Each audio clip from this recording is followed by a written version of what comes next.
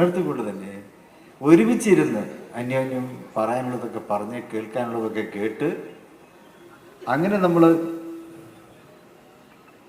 ആശയവിനിമയം നടത്തുമ്പോൾ അവിടെ നമുക്കൊരു സമാധാനവും ശാന്തിയും പ്രശ്നങ്ങൾക്കുള്ളൊരു പരിഹാരമൊക്കെ അവിടെ ഉയർന്നു വരും. ഇവിടെ മതങ്ങൾ തമ്മിൽ സ്നേഹം ഉണ്ടാവണം. ഒരു മതത്തിലുള്ള ആളുകൾ അവർ പരസ്പരമായി കൊണ്ടുള്ള സ്നേഹം വേണം. ഒരു കക്ഷികളാവുമ്പോൾ ആ കക്ഷികൾ തമ്മിലുള്ള സ്നേഹം വേണം. ഒരു മുന്നണിയാവുമ്പോൾ ആ നിലക്കുള്ള സ്നേഹം വേണം. ഉമ്മയും മക്കളും ബാപ്പമാരും തമ്മിലുള്ള സ്നേഹം ഉണ്ടാവണം.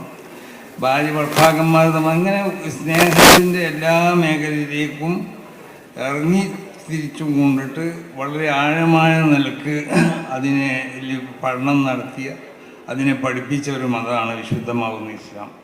അതുകൊണ്ട് തന്നെ വിശുദ്ധ ഇസ്ലാമിൻ്റെ ഏറ്റവും പ്രധാനപ്പെട്ട